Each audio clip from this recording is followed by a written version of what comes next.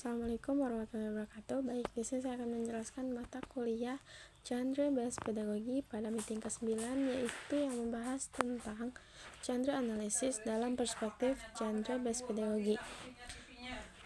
Ini menjelaskan bahwa studi tentang genre telah berkembang dari waktu ke waktu, mulai dari penelitian awal yang hanya berfokus pada struktur teks hingga pendekatan modern yang melihat genre sebagai sistem sosial yang dipengaruhi oleh tujuan, audiens, dan konteks budaya.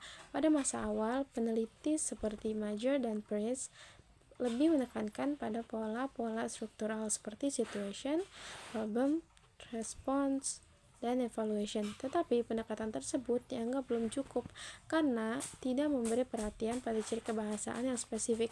Selanjutnya, tokoh seperti Swallows dan pendekatan rhetorical structure theory memperluas kajian dengan meneliti hubungan retoris antar bagian teks, misalnya struktur introduction dalam artikel ilmiah. Para ahli mulai melihat bahwa genre tidak hanya tentang bentuk teks, melainkan juga tentang fungsi sosial dan praktik budaya.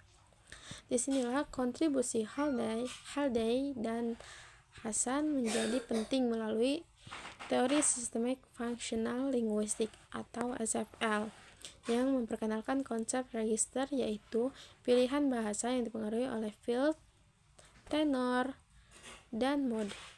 Pembicara menekankan bahwa genre bekerja pada tingkat budaya, sedangkan register bekerja pada tingkat pilihan bahasa, sehingga keduanya saling melengkapi dan tidak boleh dipahami sebagai hal yang sama. Selanjutnya, ini menjelaskan tentang dua langkah utama dalam melakukan analisis genre, yaitu langkah pertama adalah mengidentifikasi konteks, yakni memahami tujuan sosial teks dan siapa audiensnya.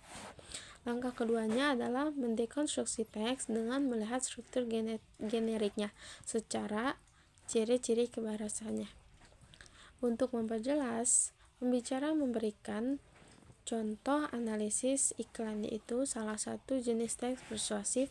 Dalam iklan tersebut terdapat headline yang bertujuan menarik perhatian, body yang menjelaskan keunggulan produk, dan serta call to action yang mengajak pembaca untuk melakukan sesuatu.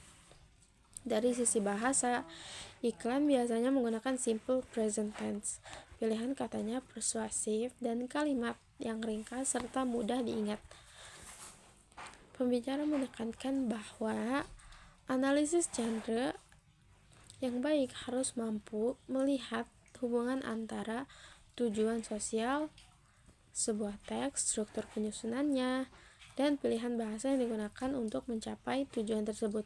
Pendekatan GBP berguna dalam pengajaran bahasa karena membantu siswa memahami tidak hanya bentuk teks, tetapi juga alasan mengapa teks itu dibuat dan bagaimana bahasa dipilih untuk memenuhi kebutuhan komunikatif tertentu.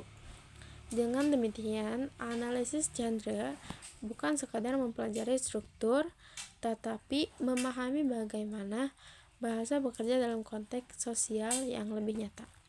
Baik, itu saja yang bisa saya sampaikan. Terima kasih. Wassalamualaikum warahmatullahi wabarakatuh.